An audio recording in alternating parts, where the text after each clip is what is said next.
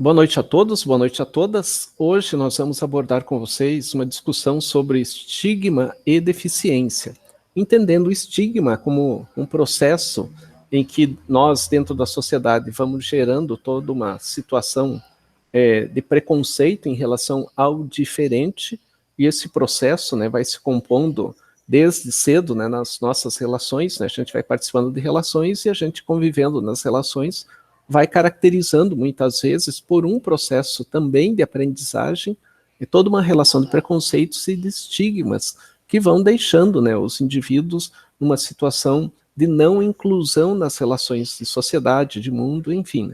E também sobre, em decorrência dos estigmas, como a gente poderia entender de um modo mais adequado as questões que envolvem as deficiências.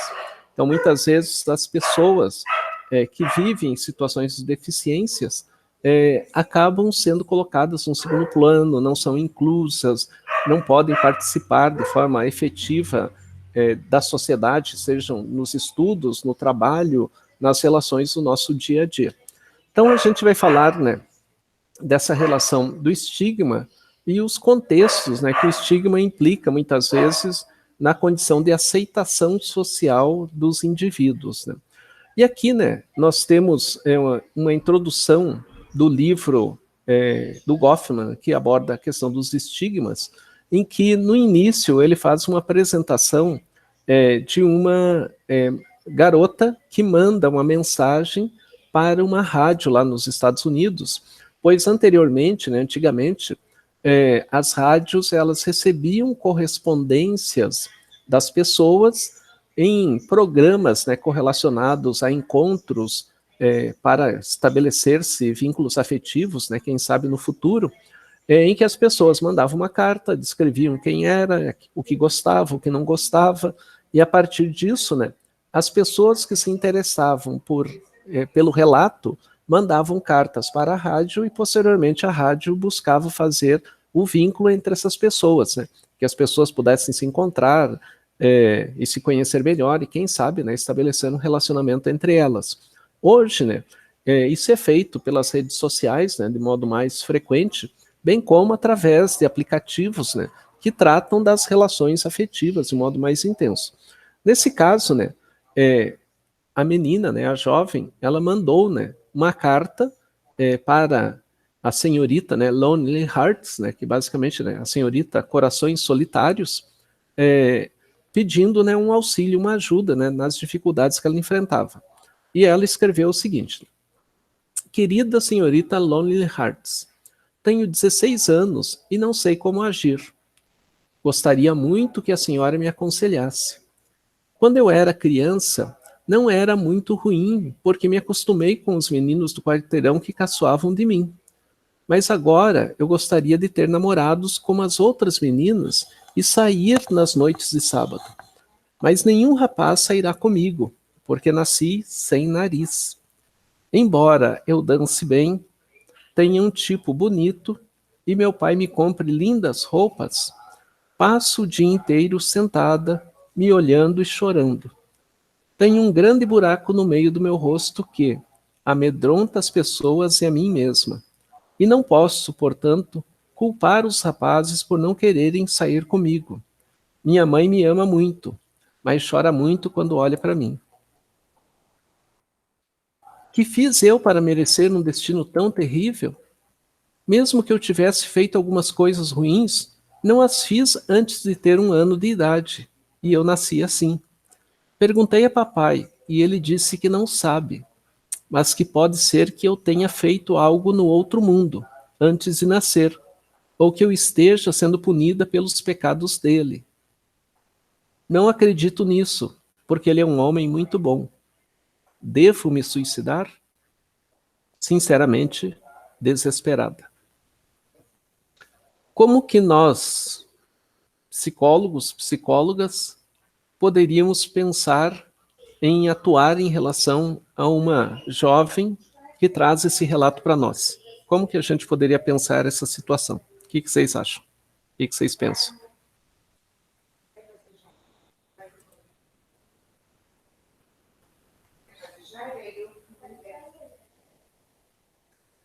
E aí, como que a gente resolveria?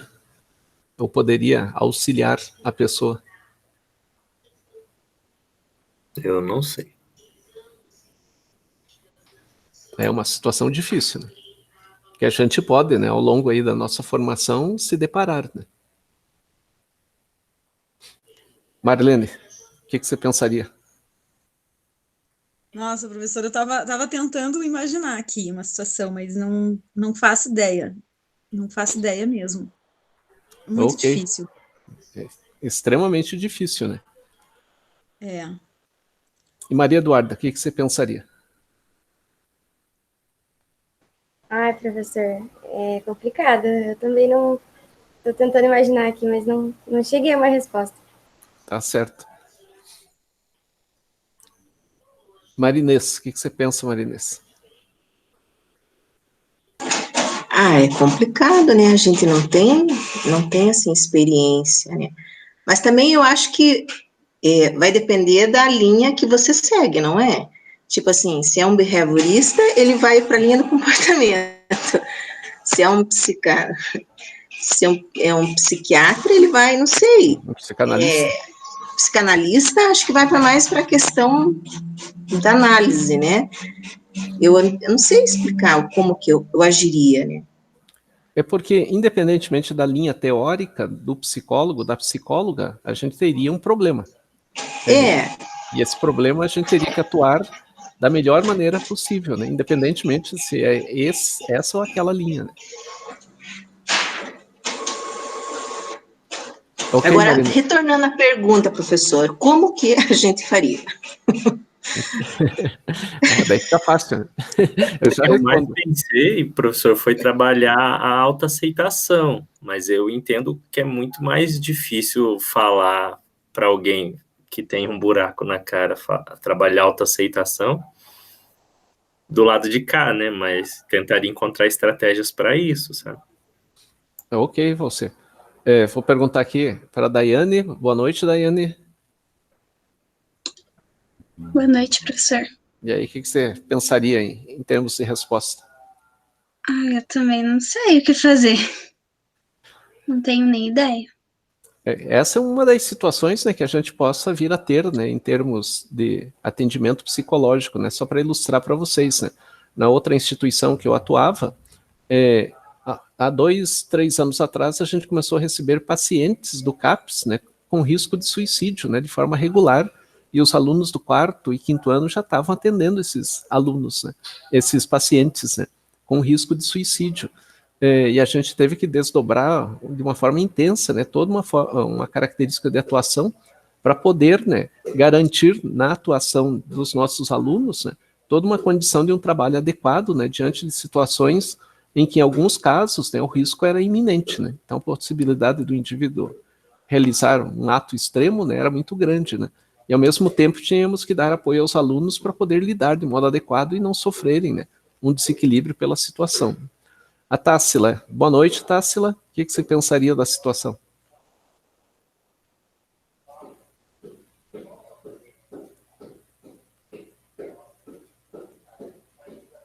Boa noite, Bruna. Bem-vinda.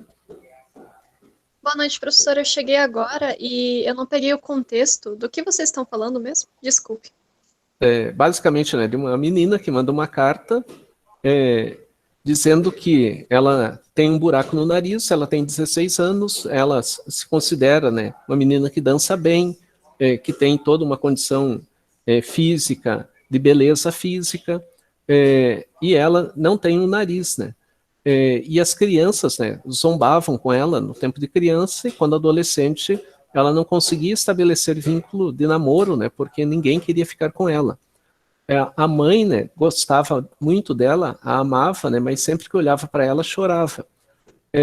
E ela se perguntava, né, será que eu fiz algum pecado? Aonde que eu cometi esse pecado? Como, né? E ao conversar com seu pai, o seu pai dizia que talvez em vidas passadas ela tenha cometido algum erro, ou talvez seja culpa dele mesmo. E o pai diz assim, e ela diz assim, mas meu pai é tão bom comigo, né? É impossível que seja culpa dele. E ela se pergunta, né, por que eu sou assim? E ela termina a carta dizendo, será que eu devo me suicidar? E aí a reflexão, né? O que a gente, como psicólogos e psicólogas, poderíamos fazer numa situação como essa? Professor, eu não sei se tem muita relação, são coisas diferentes, mas isso me lembra um vídeo que eu assisti de uma mulher que ela era negra e ela era, tipo, gorda, assim. Ela tava fazendo um vídeo falando justamente sobre autoestima. Falando sobre como as pessoas, às vezes, na tentativa de elogiar ela, acabavam sendo gordofóbicas e racistas. Tipo, nossa, você é bonita, você é uma preta bonita. Tipo, como assim, pessoas pretas não podem ser bonitas? Ou, nossa, você é tão inteligente, tipo, como se fosse impressionante o fato dela ser inteligente, considerando a aparência dela. Porque no imaginário coletivo, pessoas gordas e negras, e que são mulheres, normalmente tem aquela imagem da... Eu acho que é tia Anastácia, do Sítio do Pica-Pau Amarelo. Enfim, atribui-se esse papel social a mulheres negras, gordas e mais velhas, normalmente. Então, ela falou justamente sobre isso, sobre como foi todo um processo de entender a estrutura social ao redor dela e entender que não tinha nada de errado com ela e que ela era uma... E que depois de tanto processo, assim, ela começou a se aceitar mais e gostar mais do corpo dela e de como ela era. Então, talvez isso sirva também para essa menina, entender um pouco, talvez, a realidade dela, o que está ao redor dela. Fazer uma terapia seria muito bom também. Sim. Para começar esse processo de autoaceitação. Entender que tudo bem, ela tem um buraco no nariz. Ok, Bruna. Inclusive, né, eu vou discutir, né, esse conceito que é o estigma que a gente está debatendo aqui, né, com base em Irving Goffman. E tem uma das passagens que eu vou falar sobre isso, né, dessa condição de que a gente quer ser ameno ao indivíduo, mas a gente acaba manifestando todo um processo vinculado a um estigma do ponto de vista simbólico.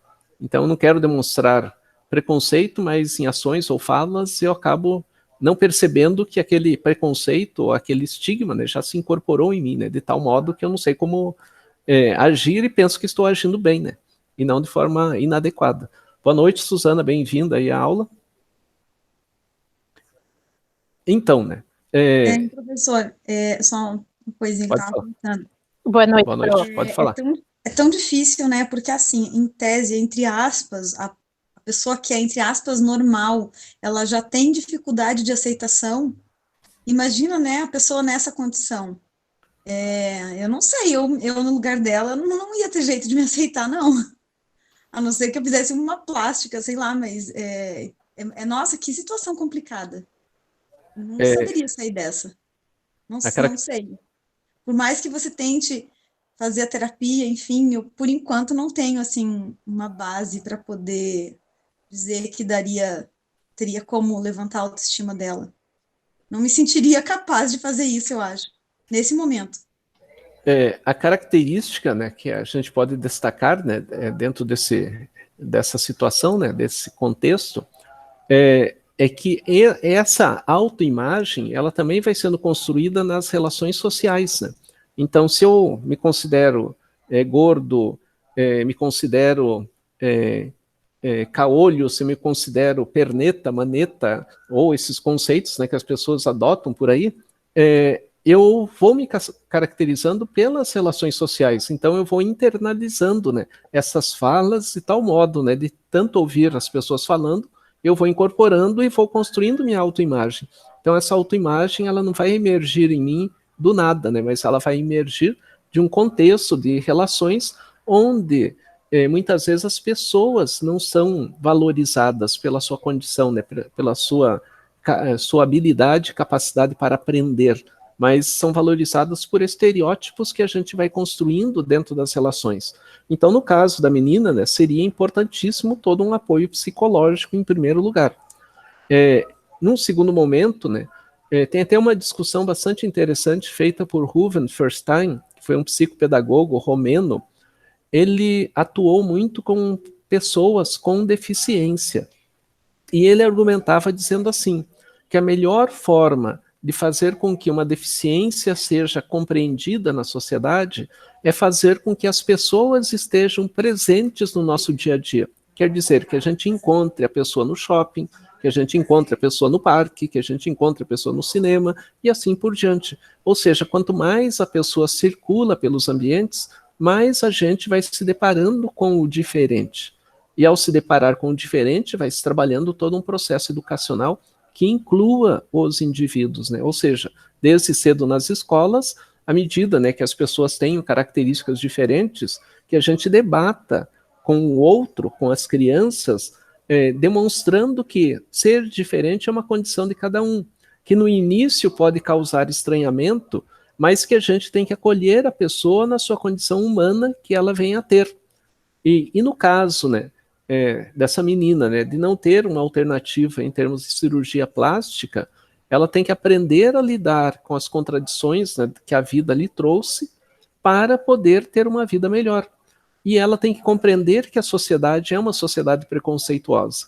E ao mesmo tempo que a gente tem que trabalhar de um ponto de vista de que a sociedade mude o seu olhar para um olhar inclusivo, uma concepção inclusiva, nós temos que compreender que ela é preconceituosa. Então o bullying, né, acaba ocorrendo aí de modo intenso. E ao mesmo tempo, né, tem que se trabalhar com a menina, né, toda uma condição de autoestima e autoavaliação. Que ela compreenda-se nas suas condições de habilidades, capacidades, conhecimento, que nem sempre, né, vai ter um reconhecimento feito pelo outro, mas que ela deve compreender que não é a característica física que define quem é o sujeito, mas essencialmente a condição dele dominar, compreender aquilo que está à sua volta.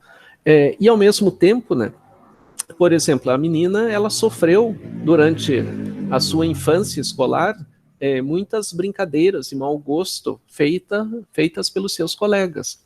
E na adolescência, né, quando ela percebia, né, que as pessoas estavam namorando, estabelecendo vínculos, ninguém tinha o vínculo com ela. Então se depara com uma fase difícil, que é a adolescência, né, a descoberta, né, da sexualidade, a busca por relacionamentos que impliquem em conhecimento, né, do outro, conhecimento de si, e à medida, né, que esse processo não vem a acontecer com ela, que ela compreenda também essa dimensão. E esse processo não é um processo simples, nem um processo fácil, mas o psicólogo, a psicóloga, independentemente da linha teórica, tem que trabalhar as questões de afetividade, as condições, né, de autorreconhecimento e as condições em que a pessoa se perceba com capacidade, com habilidade para enfrentar as contradições. Esse não é um processo que se constrói em uma sessão, mas é um processo que vai se constituindo ao longo de um tempo. O mais interessante seria, teoricamente, que a menina já tivesse todo um trabalho com psicólogos a partir ali dos seus 3, 4, 5 anos de idade, em que ela vai se compreendendo melhor como sujeito e vai compreendendo as suas características. E a partir daí, né, ela compondo, né, toda uma situação de saber enfrentar com uma coisa que não vai mudar ao longo da sua vida. Numa situação, né, de não ter acesso a uma cirurgia plástica reparadora. E o caminho, né, de pôr fim à vida não vai resolver, né? Ao contrário, vai gerar mais angústias no âmbito familiar, mais tristeza, mais perdas e referências e assim por diante, né? Walter Angerami Camon, um psicólogo existencialista, ele dizia assim, que o suicídio não é um ato nem de coragem, nem de covardia, é um ato de desespero, que quer dizer, eu não sei com quem contar, eu não sei com quem conversar e expor minhas dúvidas, minhas incertezas, meus medos. E se tiver um trabalho psicológico consistente, o caminho desse trabalho é mostrar à pessoa que ela vai ter que enfrentar essas contradições da vida, mas ela vai ter que enfrentar de uma forma de perspectiva prognóstica, que quer dizer, né, tentar superar as limitações que ela vem a ter. E com essa condição, né, buscar um caminho, né, de autoaceitação em primeiro lugar. E participar da vida de forma intensa, né? Ela vai encontrar olhares que vão estranhá-la todos os dias, todas as horas, em todos os momentos, naqueles ambientes em que ela não está familiarizada. E ao mesmo tempo, né, num processo educativo, como por exemplo a escola, né, trabalhar para que o bullying não venha a acontecer, né? Que as pessoas saibam entender as dimensões das dificuldades que as pessoas venham a viver. Então é um trabalho de educação, um trabalho de autoestima e um trabalho que demanda tempo em termos de realização. Então, não é um trabalho de uma semana, um mês, né, mas é um trabalho ao longo de uma vida, né, para que o indivíduo se compreenda melhor e tenha potencialidades para avançar sobre o seu entendimento em relação à vida.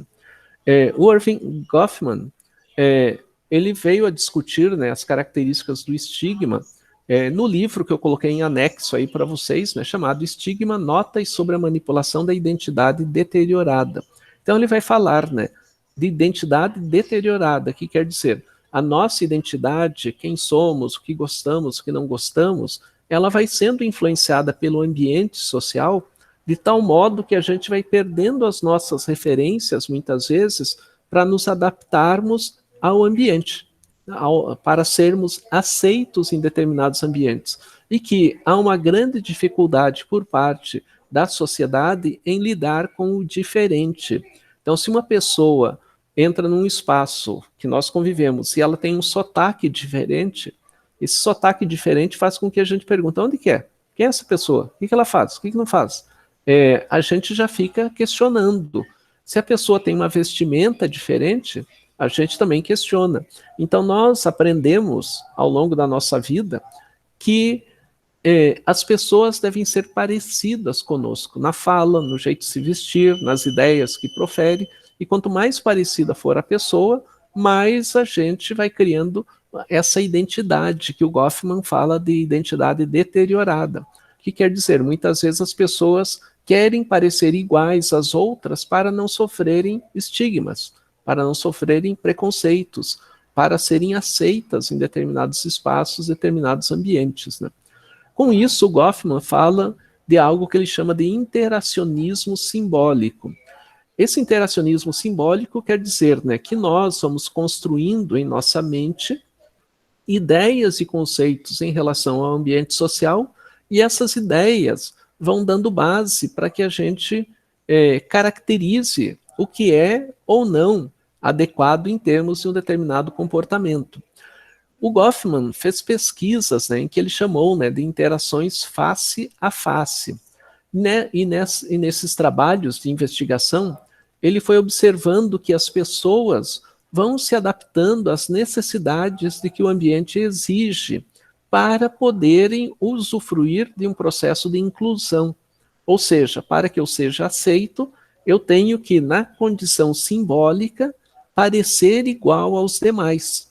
E quanto mais parecido for com os demais, menos eles vão praticar bullying comigo ou vão ter ações de assédio em relação à minha condição de trabalho. Querendo, né, se parecer com os demais, a gente vai abrindo mão da nossa condição de identidade. E esse processo ele vai se replicando de modo constante. Ou seja, cada vez mais a gente vai aprendendo que a gente deve se adaptar às características de um determinado ambiente, para que a condição, né, do modo como o ambiente percebe cada um de nós tenha a impressão, né, de que nós fazemos parte daquele ambiente, ou seja, não vai haver um estranhamento. À medida, né, que a gente se caracteriza como somos, né, no nosso modo de ser, no modo de falar, no modo de vestir-se, né, isso acaba gerando, né, uma contradição com o ambiente social que muitas vezes implica num estigma, e não necessariamente em conhecer aquele que é diferente. Então, nos seus estudos de microsociologia, o Goffman dizia, o diferente é essencial para a gente compreender o mundo, a sociedade, quem está à nossa volta, e também para construir nossa própria identidade. Não é uma condição de forçar a um determinado modelo. E o Goffman vai dizer, né, que as interações, né, elas envolvem constantemente jogos em que a gente estabelece dois processos. Um processo de exame, que é ver quem é o outro, e um processo de simulação, que é ficar parecido com o outro. Então a gente começa a simular a nossa própria condição. Então, se eu sou o estranho que chego num ambiente, a minha tendência é de querer fazer o máximo possível para me envolver naquele ambiente e, ao me envolver, não replicar em estranhamentos. Eu vou me adaptando ao ambiente E o ambiente que vai me examinando vai dizendo, ele parece comigo. Se ele parece comigo, não tem problema. A gente acompanhou, eu já acompanhei, né, várias situações de, por exemplo, ambientes escolares, em que uma criança adentra a escola que tem um grupo, digamos assim, as crianças conviviam primeira, segunda, terceira série, e lá na terceira série entra um aluno que veio de outro lugar. É comum que a turma se volte contra esse diferente, se não for feito um trabalho pelos professores cotidianamente, na primeira série, na segunda série, na terceira série, para que os alunos entendam a condição de diferença entre os indivíduos e acolham, né, com carinho, educação, né, aquele outro que está vindo, né, para o grupo. A criança, né, ela não tem essa perspectiva de eu estou vendo como é que o grupo funciona e vou me adaptar ao grupo. A criança é mais espontânea, digamos assim, e acabava, né, gerando situações de conflito. Mas quando havia um trabalho regular por parte da escola, esse estranhamento era diminuído ao máximo, no sentido de que as crianças se voltavam para conhecer aquele aluno que estava chegando naquele espaço, ou seja, aceitando e não criando um processo de fragilização das relações, né? Então, muitas vezes, né, nós adentramos, né, dentro dessa relação, né, esse binômio, né, o exame e a simulação, né? Muitas vezes a gente examina o ambiente, quem é que está no ambiente, e depois passa a agir em conformidade com o que se espera nesse ambiente. O Goffman também falou, né, em relação à concepção dramatúrgica da interação social. Então, concepção dramatúrgica é a ideia, né, de que a gente vai desempenhar um papel artístico para parecermos, né, adequados em relação ao ambiente. E esse papel, né, artístico que a gente passa a desempenhar faz com que, ao invés de sermos estigmatizados, a gente possa ser mais rapidamente incluídos em determinado espaço. Para Goffman, ele argumenta assim, que acossado pelo olhar dos demais, o sujeito, né, está em guarda quase constantemente. E esse processo, né, o Goffman vai dizer, né, então, estou num espaço, o espaço é estranho para mim, mas é comum para os demais que convivem ali, e eu tenho que estar constantemente olhando para os lados para ver como que as pessoas me avaliam. Então, eu vou fazer um processo de exame, porque eu estou sendo examinado pelo ambiente. E, posteriormente, né, para atuar de modo adequado, eu vou ter que simular, ou seja, vou ter que representar papéis que sejam considerados adequados para o grupo, e implicando nesse sentido que o grupo venha a me aceitar. E, basicamente, né, esse processo de definição do Goffman, ele envolve que, quando A se apresenta ante B, B estima que ele, A, já projetou na situação um suposto sobre a maneira como deve ser tratado, e, portanto, uma ideia de si mesmo. Então, B se encontra com A, e B começa a pensar, né? Como que eu devo agir diante de A, sendo que A faz parte desse grupo, desse espaço, dessa cultura regularmente. Então, B começa a todo um processo de dramaturgia, de exercer um papel que se adapte às situações em que A venha a se colocar ou se caracterizar. O eu de A é o que B crê que A projeta. Ou seja, eu olhando para A, observando o que A diz, como A pensa, como A se organiza nas suas ações, passo a ter uma ideia de como deveria ser o meu comportamento. Então, a característica de B é representar o que A está fazendo.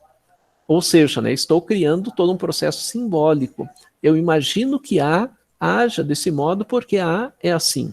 Mas eu efetivamente não conheço A. Mas eu tenho que caracterizar um comportamento que talvez A também haja dentro de um ponto de vista simbólico. A e B atuarão segundo o que acreditem ser a identidade desejada do outro. Ou seja, eu vou fazendo com que a minha identidade se adapte àquilo que é esperado em relação ao ambiente e não manifestar a minha identidade como eu sou. Então, como eu percebo as dificuldades de inclusão social, perante as dificuldades, o que eu faço? Eu tento ser igual ao outro e não exercer a minha condição de como eu sou. E como eu sou pode provocar estranhamento nos espaços sociais. Então, Goffman diz que nós passamos a agir, né, dentro desse processo de examinar o ambiente, né, como ele dizia, e de simular, né, para nós mesmos qual é o papel que a gente deve executar, né, de forma constante dentro do ambiente que a gente está participando. Com isso, né, o estigma passa a fazer parte, de acordo com Goffman, da dinâmica social. Ou seja, eu tenho que entender que o preconceito está circulando, eu vou aprendendo que o estigma faz parte do dia a dia e que esse estigma vai definindo quem sofre as consequências de exclusão ou quem é incluído. Com isso, né, o Goffman diz assim, né, que a condição de todo esse processo é de fragilizar a identidade, porque a gente abre mão de quem a gente é para que a gente seja aceito. E esse processo, Goffman diz assim, né, a dinâmica da diferença vergonhosa é considerada uma característica geral da vida social. Ou seja, ser diferente causa vergonha. Por causar vergonha, eu aprendi isso no meu dia a dia, faz com que eu não queira sentir toda a condição de vergonha. Por isso que eu vou buscar algo que me torne parecido com os demais. Então, o que a gente faz, né? A gente faz um processo de normatização, que quer dizer, se você ficar igual aos demais, você é aceito. Se você não é igual aos demais, você é excluído. E agora a gente pode pensar, né? Uma pessoa com deficiência, dentro de espaços comuns, muitas vezes elas sofrem preconceitos. Ilustrando para vocês, né? O governo federal atual, né, no mês passado, estabeleceu uma legislação em que os pais podem considerar que, ao invés de deixar seus filhos que tenham deficiências matriculados no ensino regular, que eles possam colocar seus filhos em escolas voltadas só para crianças com deficiência. Essa regulamentação que foi feita é replicar o modelo dos manicômios, é voltar 50 anos no passado, 60 anos no passado, em que a gente separava as pessoas diferentes, principalmente, né, com deficiência física, porque elas podem causar desequilíbrios dentro de um ambiente social. Por mais que se possa argumentar que a criança, tendo uma determinada deficiência, estando no ensino regular, não consegue aprender como as demais aprendem, o problema não é a criança. O problema é a falta de conhecimento técnico, científico, a falta de instrumentos, a adaptação da turma. Por exemplo, ao invés de ter 30 alunos numa sala, a gente teria que reduzir para uma sala de 10 alunos, ter todo um trabalho com o professor para que ele dominasse os aspectos que compõem toda uma atuação com uma criança que tenha deficiência. Então, por exemplo, né, o professor do trabalho com o transtorno de espectro autista, ele teria que conhecer o que é o PECS, o que é o TIT, o que é o ABA, para poder trabalhar de modo adequado tendo um aluno, né, com transtorno de espectro autista. Então, o problema não é separar os indivíduos, tirarem do ensino regular, que foi uma luta gigantesca, né, por parte das pessoas envolvidas nos direitos das pessoas com deficiência. E depois, né, se diz, né, você pode tirar e deixar a criança lá no canto, criando, né, mais um depósito de crianças do que necessariamente a condição de indivíduos para participarem da vida social, né? Então, o Goffman, ele diz, quando a gente nega a diferença, a gente caracteriza uma ação social inadequada, uma ação social que quer normatizar indivíduos e não entender que as pessoas são diferentes. Georges Canguilhem foi um psiquiatra francês que ele discutiu, né, um dos livros dele trata-se do normal e do patológico, né, o normal e o patológico. E lá no livro, Canguilhem diz assim, que normalidade é a condição de cada um de nós podermos aprender. Então, se nós somos humanos, nós somos capazes de aprender e todos aprendem, desde que sejam ensinados de modo adequado, cada um de nós. E o Canguilhano diz assim: entender norma como medida, como uma régua para medir todos, para que todos estejam no mesmo tamanho, é um conceito completamente equivocado. Então, Canguilhano dizia assim: o termo normal fragiliza a compreensão em relação às dinâmicas do ser humano e geram preconceitos, geram estigmas e geram exclusões. E nós, né, desde cedo, devemos entender que a condição normal é total no ser humano. Ter deficiência é uma condição normal. Não ter deficiência é uma condição normal. E a gente não deve limitar os indivíduos pelas diferenças que eles possam provocar em cada um de nós. Mas, ao contrário, é aprender convivendo com eles. Então, se a gente vai convivendo com os indivíduos, a gente vai entendendo quem eles são, o que podem fazer, o que não podem, e a gente vai superando nossos estigmas e preconceitos. O Vygotsky, psicólogo bielorrusso, ao abordar sobre deficiência visual, ele dizia assim: se todos nós fôssemos cegos, nós, humanos, criaríamos uma sociedade em que nós, sendo cego, conviveríamos com ela. Nós buscaríamos alternativas tecnológicas, nós iríamos construindo toda uma realidade, sendo que todos fossem cegos e fosse uma condição de cada um de nós. E na nossa sociedade, nós temos elementos que permitem uma pessoa cega partilhar da vida de forma intensa. Ela pode ter o soroban, ela pode ter a bengala, ela pode ter o braille, ela pode ter acesso a áudio, ou seja, ela vai compondo compreensões sobre a vida tanto quanto nós. Ela é capaz de compreender conceitos complexos tanto quanto nós. E não ao contrário, né? Que a gente estigmatize a pessoa considerando que ela não pode se adaptar ao modelo que a gente julga de normalidade, no sentido de medida, no sentido de que as pessoas devem ser padronizadas. Então, o termo normal, a gente só pode entender como indicado para as condições que o indivíduo tem para aprender. E todos nós temos. E, do contrário, né, usar normalidade e anormalidade, no sentido de medida, de padrão, são conceitos completamente equivocados e que fragilizam as relações entre os indivíduos. E o Goffman fala, né, quando a gente estabelece vínculos, a tendência é que a gente queira se parecer com os demais, porque a gente aprendeu que para sermos aceitos nós temos que ser iguais, quando a gente deveria demonstrar que o que nos torna iguais é a condição humana.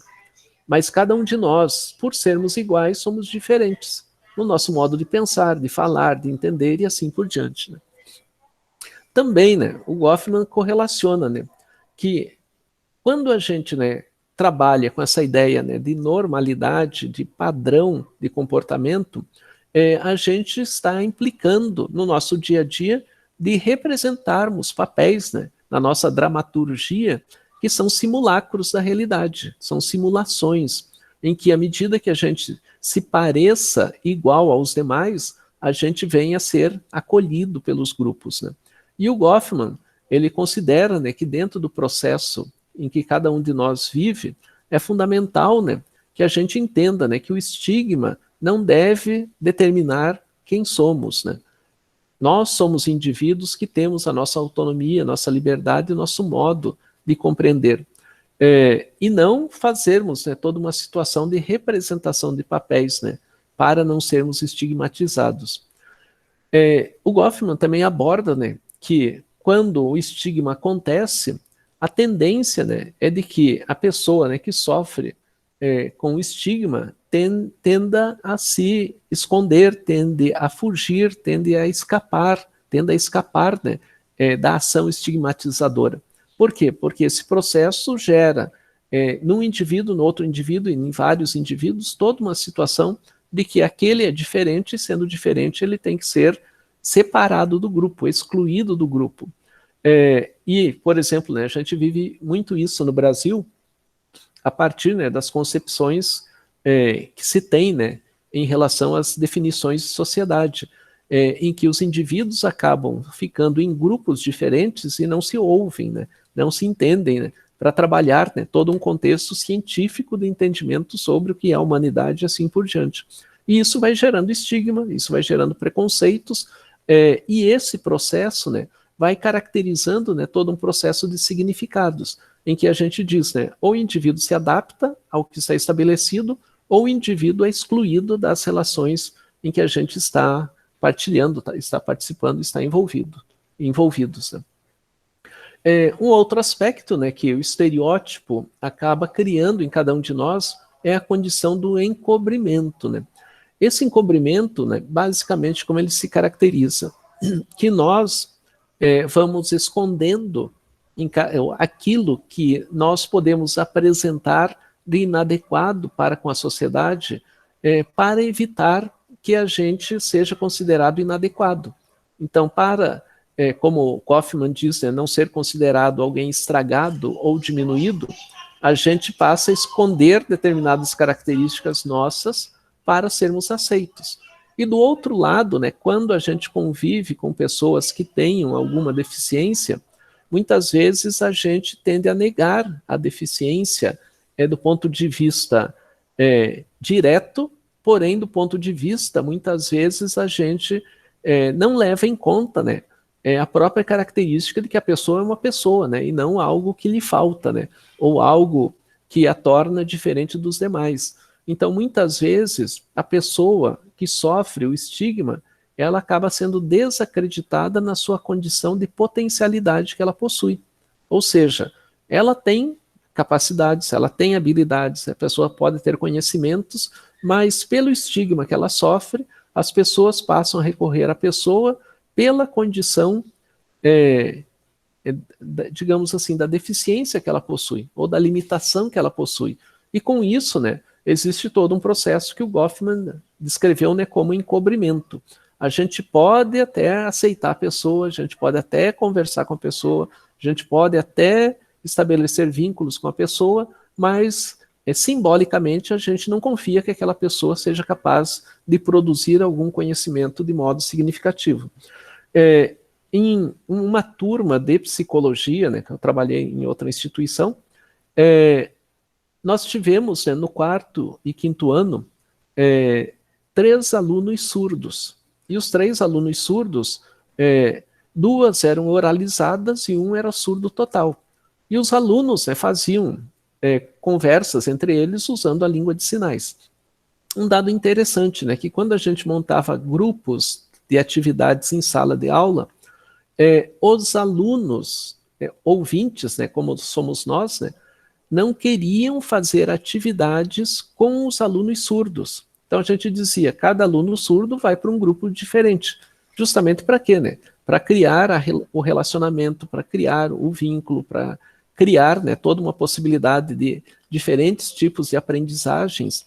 E os alunos de 4º e 5º ano, nesses 2 anos, né, diziam não gostar de trabalhar com os alunos com deficiência auditiva ou surdez, pois consideravam que eles não tinham capacidade de pensar como os ouvintes pensavam, né? E a gente tinha isso dentro do curso de psicologia, que deveria acolher, né, o diferente. E isso, né, a gente teve várias reuniões com a turma dizendo que se nós somos psicólogos, como que a gente vai ter uma prática desse tipo? É como se a gente fosse selecionar o tipo de paciente que a gente atende. Esse eu atendo, aquele não atendo. Não atendo porque esse tem determinada característica, aquele outro porque tem outra característica. Ou seja, simbolicamente, né, nós vamos desacreditando os indivíduos, porque a gente considera que os indivíduos não têm condições de um domínio, de um conhecimento e assim por diante. O Goffman estabeleceu 3 tipos de estigma, e ele dizia que esses estigmas, né, convivem entre si ou isoladamente, mas estão presentes nas dinâmicas de vida dos indivíduos, né, ou de cada um de nós. Né.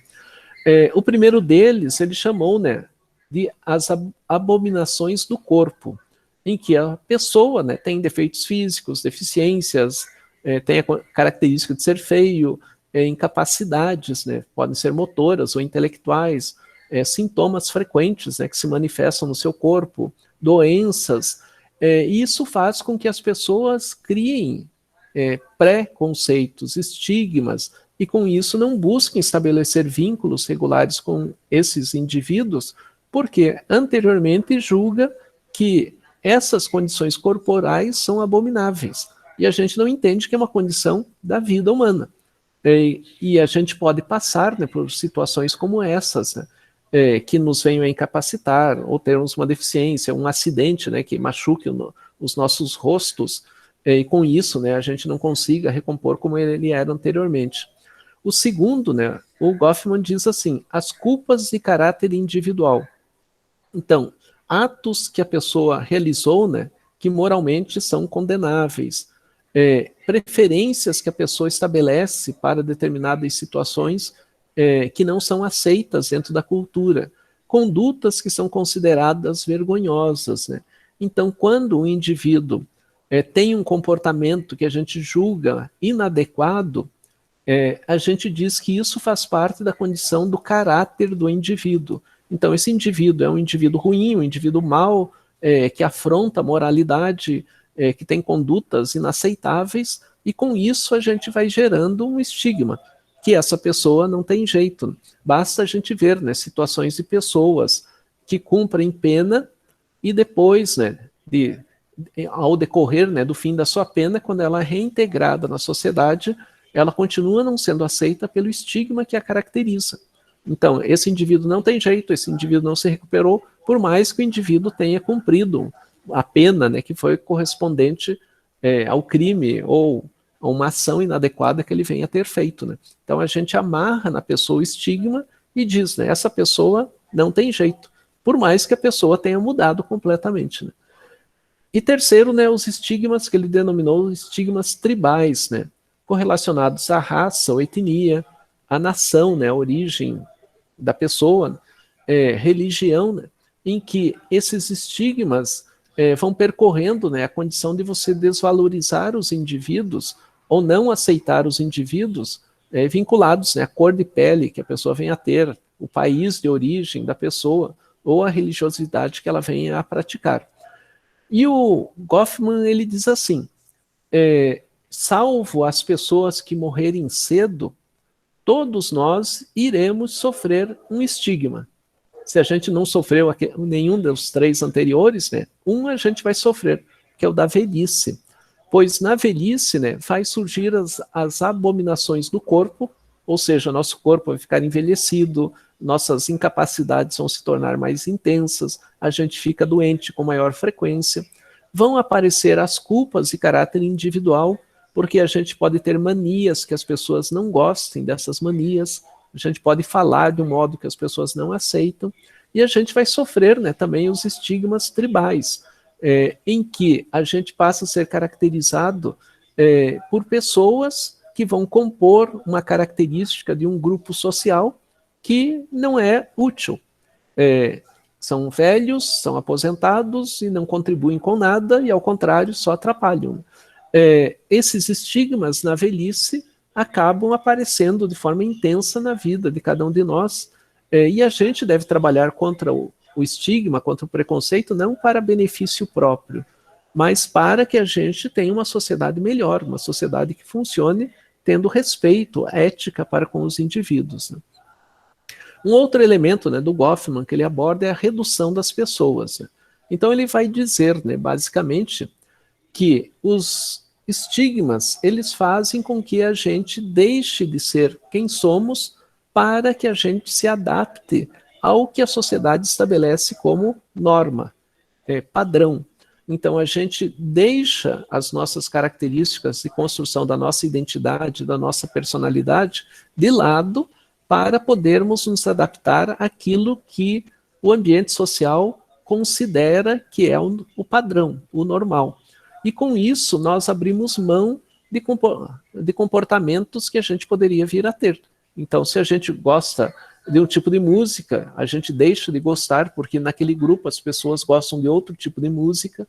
Se a gente usa um tipo de roupa que nós nos sentimos melhor, porque tem aquele grupo, eu começo a me adaptar ao que o grupo vem a caracterizar.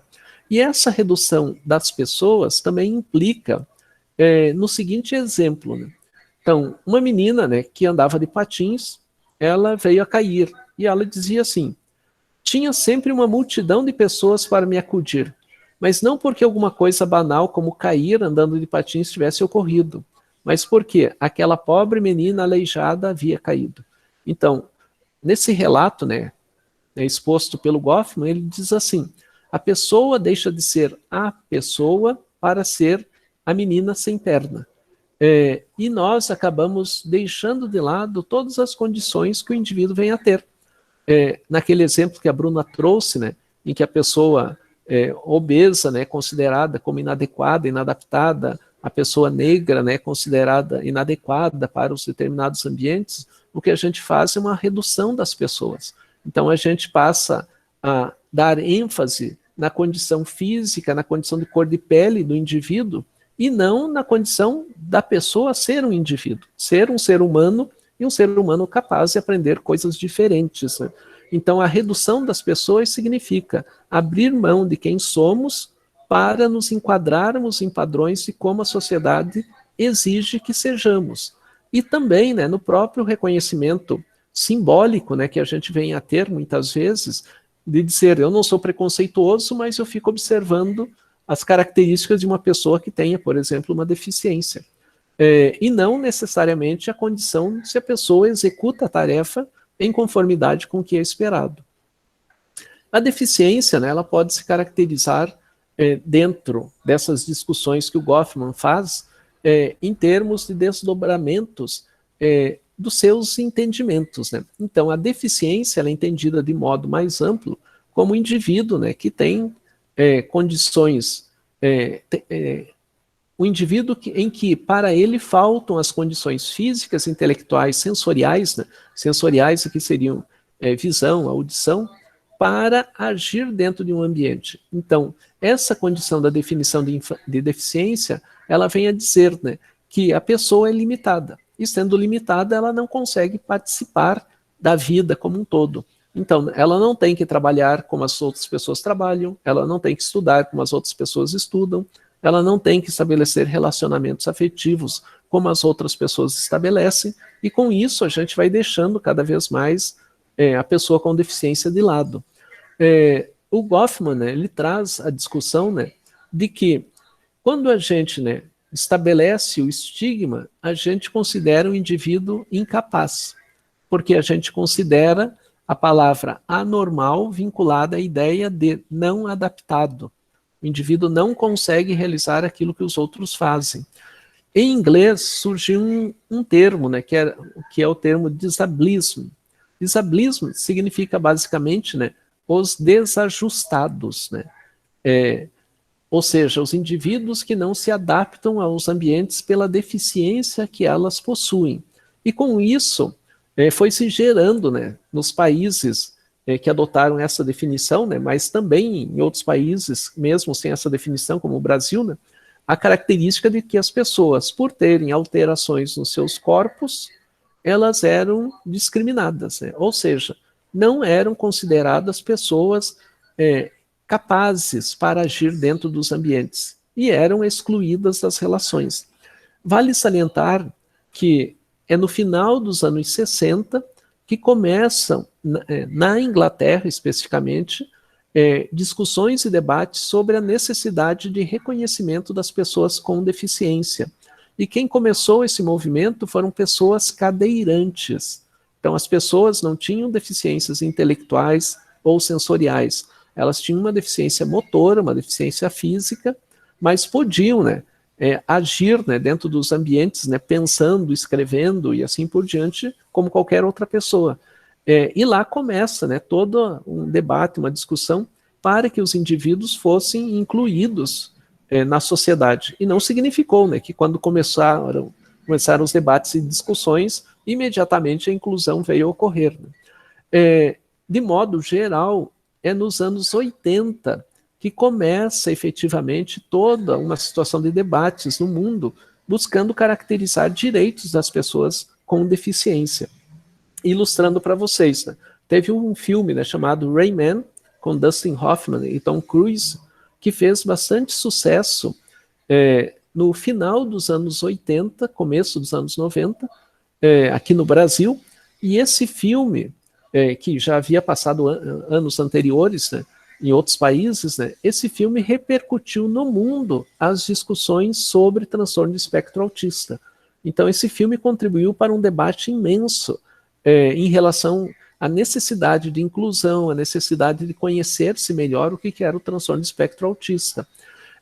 No Brasil, anos atrás, né, teve duas situações. Né? Teve uma novela com o Selton Mello, em que ele fez um papel de um adolescente autista, com transtorno do espectro autista. E ele, né, desempenhando aquele papel, fez com que as pessoas se interessassem. Na época no Brasil não tinha redes sociais, né, para entender o que era o transtorno do espectro autista, como ele se caracterizava, como que a pessoa entendia o mundo, ou seja, as pessoas passaram a conhecer porque tinha uma novela que falava do assunto. Teve uma outra novela em que havia, né, uma família convivendo com uma criança que tinha síndrome de Down.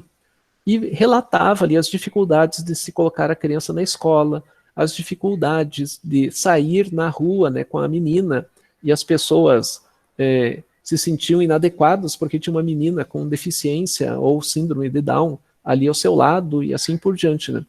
O nome da menina era Clara, né, na novela, e o nome verdadeiro dela, Clara. Ou seja, né, a condição, né, do estigma, do preconceito, acaba limitando os indivíduos, e foi necessário, né, muito mais do que uma visão biomédica, uma visão social sobre a condição dos indivíduos. Então, por exemplo, né, se a gente pega lá o DSM é uma descrição psiquiátrica, médica, biomédica sobre os indivíduos. Então, hoje em dia se fala muito, né, até um tempinho atrás, o que se falava mais era o transtorno do déficit de atenção, com ou sem hiperatividade. E hoje em dia se fala muito do TOD, né, o transtorno de oposição que a criança vem apresentar. E muitas vezes a criança lá com 5, 6, 7 anos já está sendo diagnosticada com transtorno de oposição, né, o TOD, que é algo do outro mundo, né? Então você quer padronizar comportamentos, né? A gente quer que as crianças prestem atenção na hora que a gente quer. A gente quer que as crianças se adaptem àquilo que a gente está falando na hora que a gente está falando. E acaba, né, tendo essa visão biomédica predominante, tanto que a gente estuda aí o CID, o DSM, e eles vão caracterizando padrões, né, de como a gente deve entender o comportamento dos indivíduos.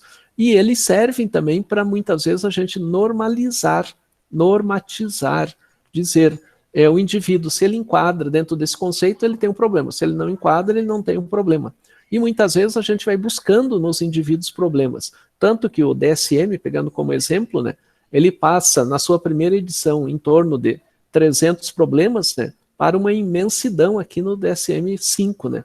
Ou seja, que aconteceu no mundo? Né? Será que surgiram tantas desordens nos indivíduos de forma tão intensa, né, que a gente precisa enquadrar todo mundo, né, que apresente qualquer circunstância de comportamento dentro de uma desordem biomédica, psíquica, e que necessite, né, de um tratamento especialmente medicamentoso?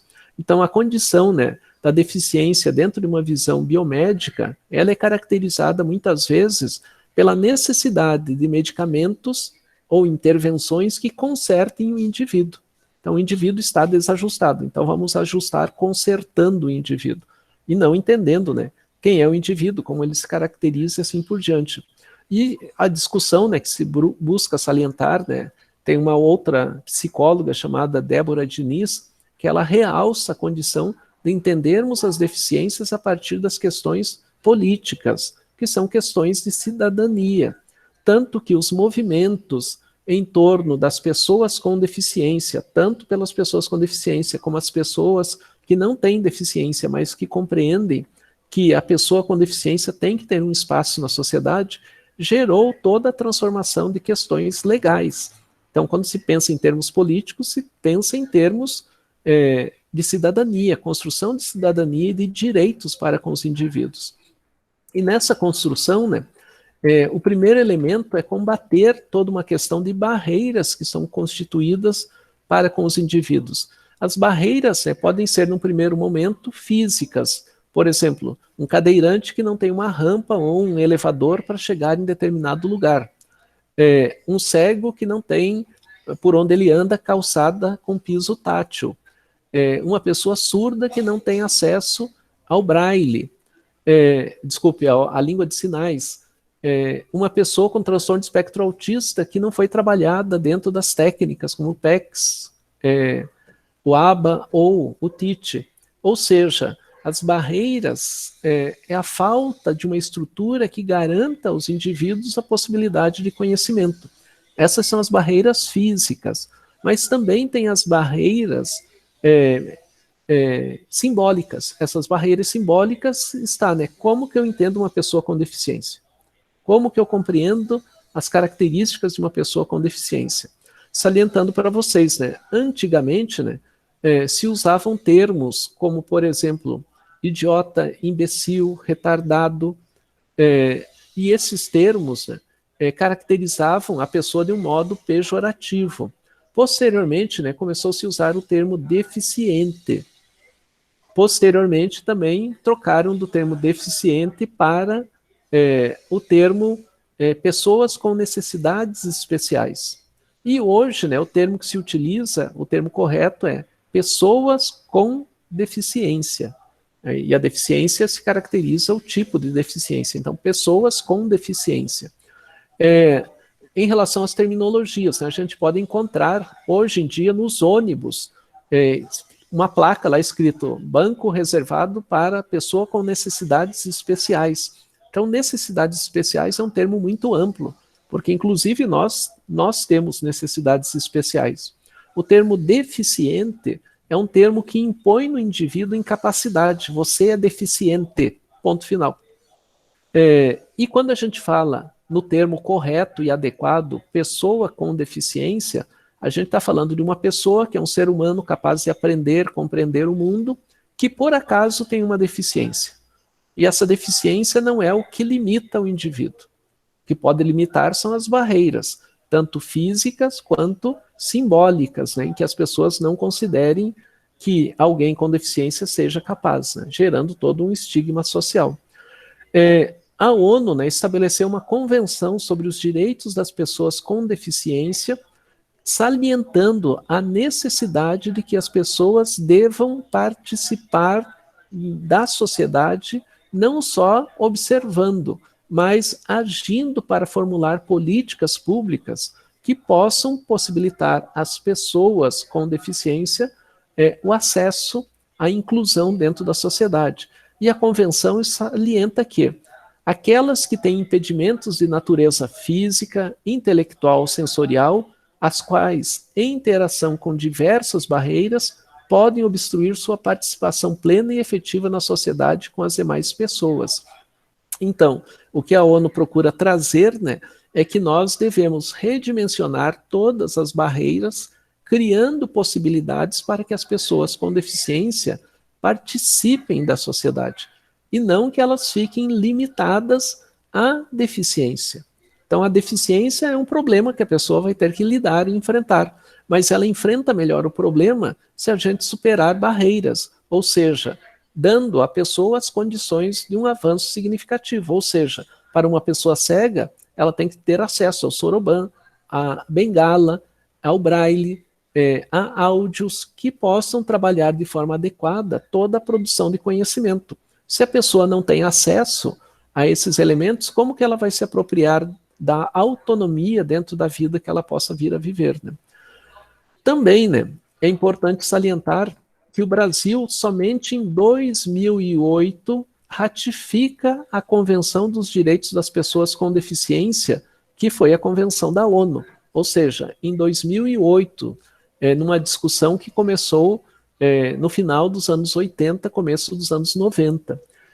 E a partir da ratificação, foi criado os direitos das pessoas com deficiência na sociedade brasileira, né? Que a pessoa com deficiência deve ter acesso a condições que lhes garantam, né, dignidade, respeito, participação, justiça social. De acordo com o censo brasileiro realizado em 2000, 14%, quase 15% dos brasileiros tinham alguma deficiência, ou seja, uma população significativa. E que essa população, para superar a deficiência, tem que ter apoio.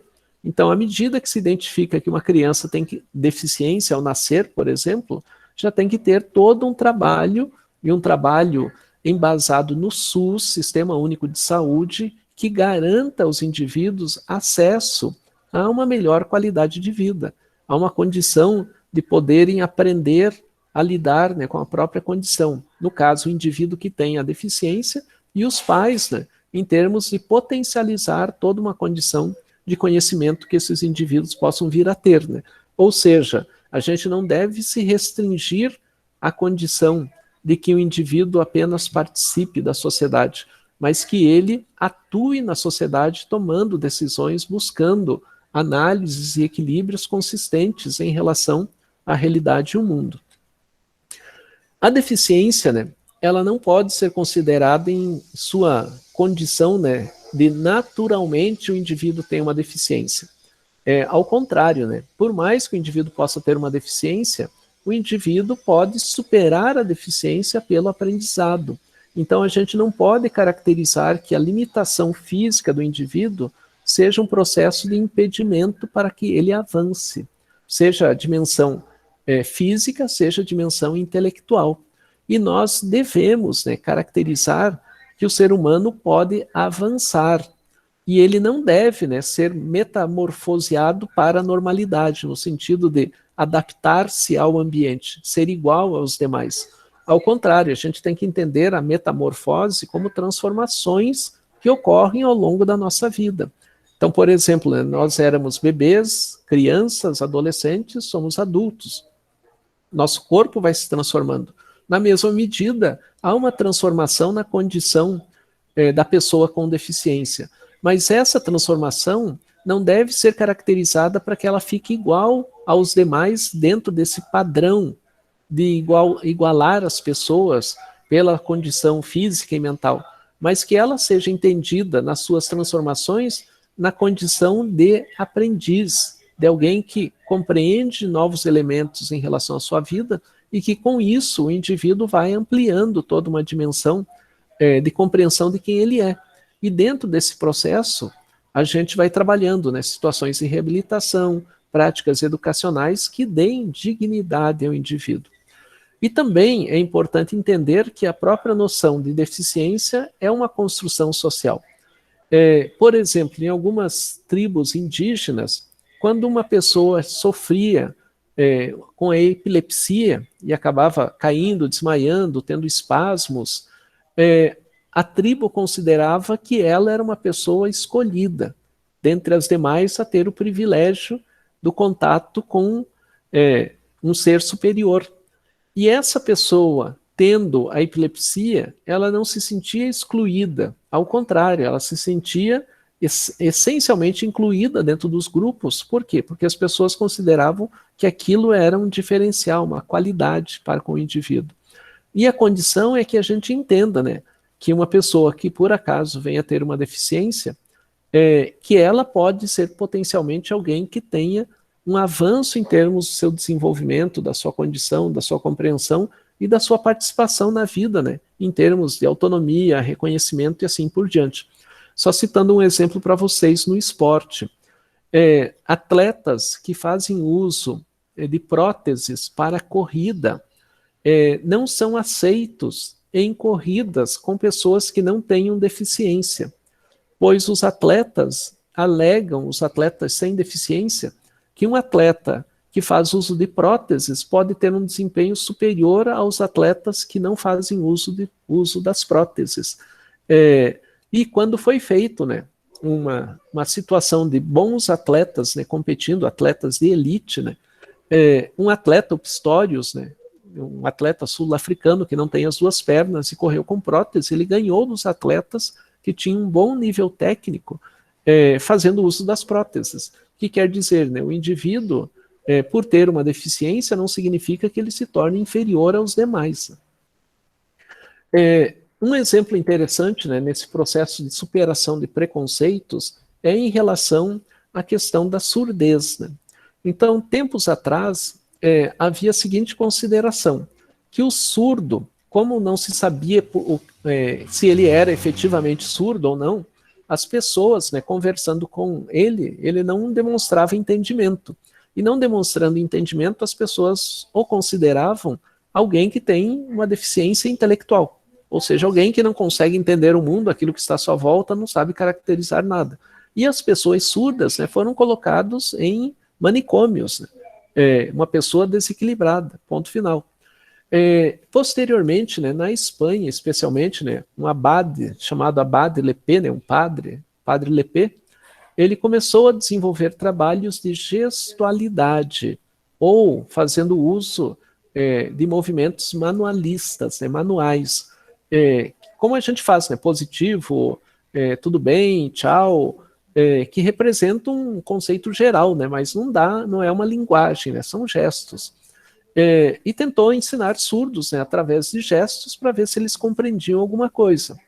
Posteriormente, né, houve um congresso na cidade de Milão, na Itália, e lá se definiu que, quando se identifica que o indivíduo é surdo, o melhor trabalho é com a oralidade, fazer com que os surdos falem.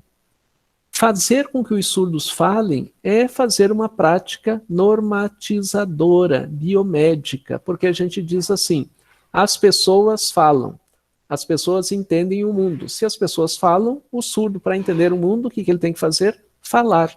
E passam a enfatizar, né, todo um processo de leitura labial em que as pessoas não podem usar as mãos, pois as mãos seriam práticas inadequadas, não seriam práticas humanas. Então, a forma de entender, né, em práticas oralistas seria a condição do surdo é falar como os outros que não são surdos falam. Ou seja, obrigar o indivíduo a uma condição de que não foi uma escolha para com ele, né? E quando a gente observa, né, nos trabalhos realizados por instituições oralistas, né, a gente vê a criança sofrendo, né, para tentar expressar uma oralidade de conceitos que ela não entende e que ela fica repetindo várias e várias vezes, né?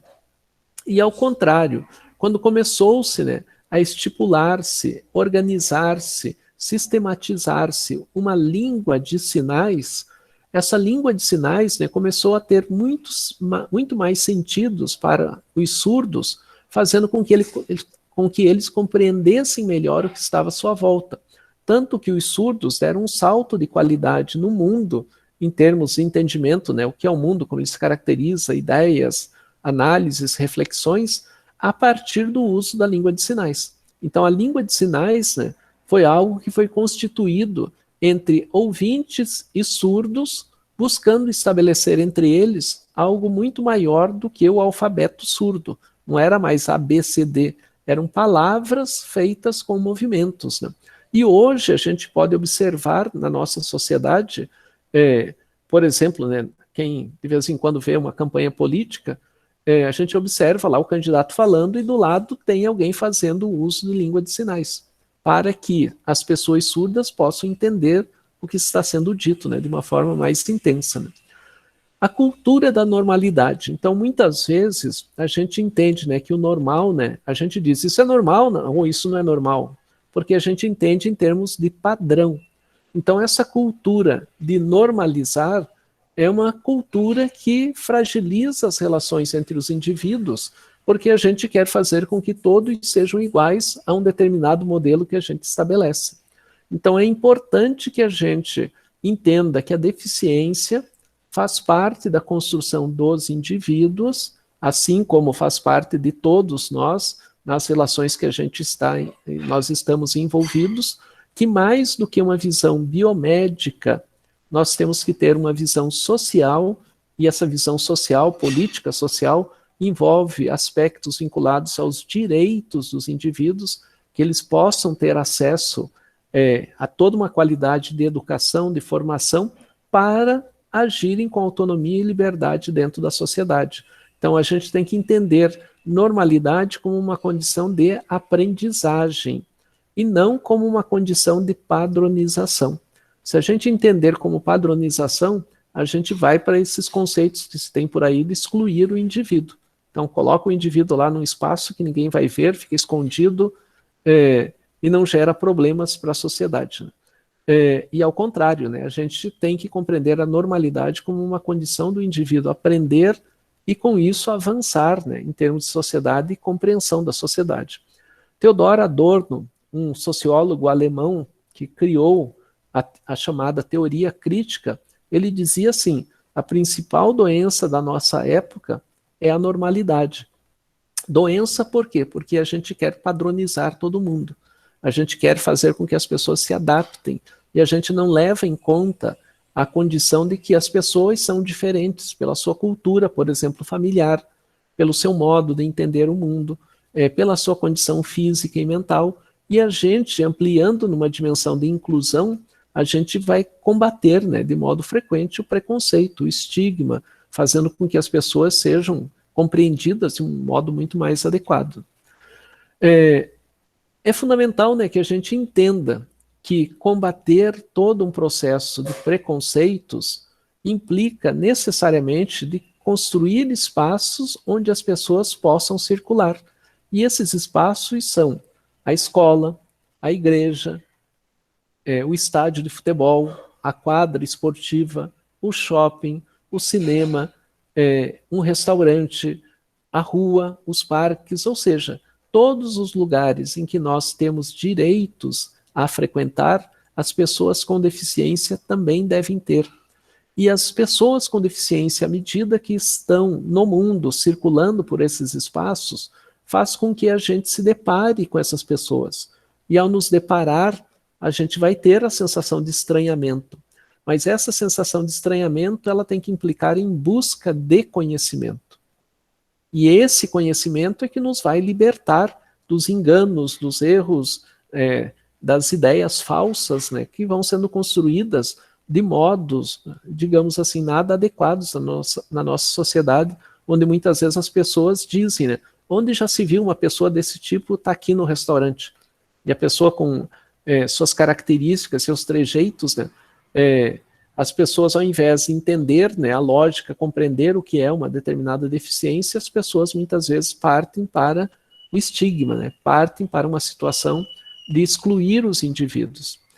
A crítica, né, que se faz ao modelo biomédico não necessariamente significa que esse conhecimento, né, não tem validade, mas ao contrário, né, que esse conhecimento seja utilizado para garantir justiça social, acesso dos indivíduos, e não para enquadrar o indivíduo.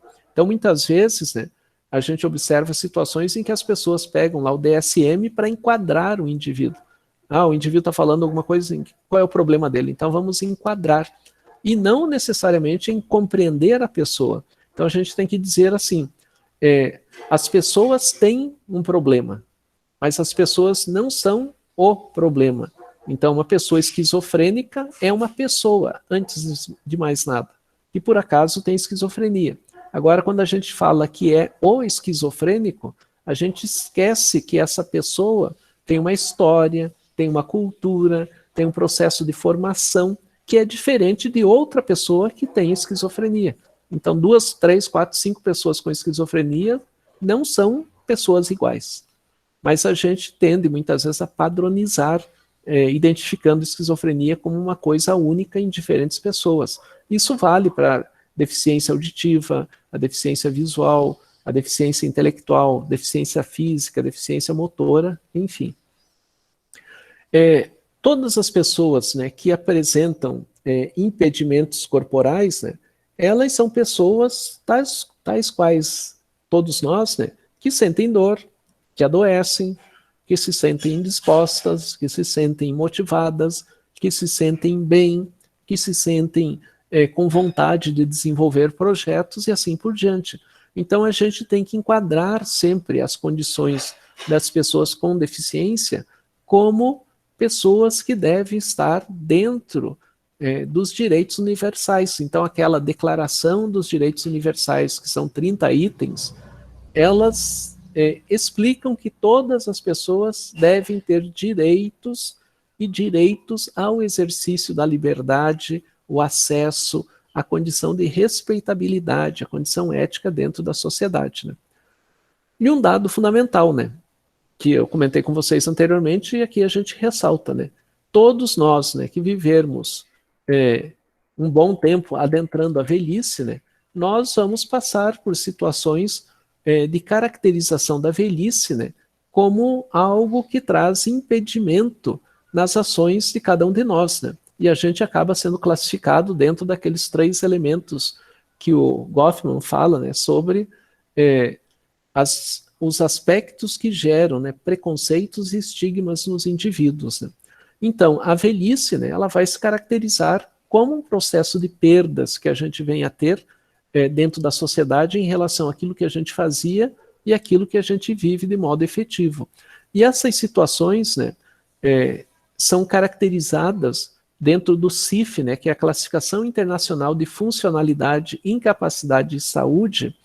A deficiência, né, tem características conceituais similares à velhice, pois a gente vai identificando, né, a velhice como um processo em que o indivíduo vai perdendo funções. Então, todos nós, né, que chegarmos à velhice, nós já vamos conviver com situações em que as pessoas, simbolicamente e na prática material do nosso dia a dia, vai considerar, né, as pessoas vão considerar, melhor dizendo, que nós somos incapazes, incompetentes, que não conseguimos realizar uma tarefa A, B ou C. Mas é importante, né, que a gente trabalhe, né, não só no âmbito da psicologia, mas do nosso dia a dia, em combater essa condição de normalizar os indivíduos. Então, a gente quer normalizar aquela pessoa diferente que entrou na nossa sala, a gente quer normalizar as pessoas que têm deficiência física, intelectual, a gente quer que todas as pessoas sejam iguais, mas a gente quer por quê? Porque a gente aprendeu na nossa vida, na nossa sociedade, que as pessoas devem ser desse modo, elas devem se enquadrar dentro dessas regras aí de composição social. E com isso, a gente muitas vezes deixa de trabalhar, né, de uma forma a valorizar a construção da autonomia, da dignidade e do respeito pelas pessoas e que as pessoas devam se manifestar como elas são, e não que elas devam se adaptar à normatização do ambiente ou da vida. Só assim a gente vai superar os estigmas em conformidade com o que expõe o Goffman.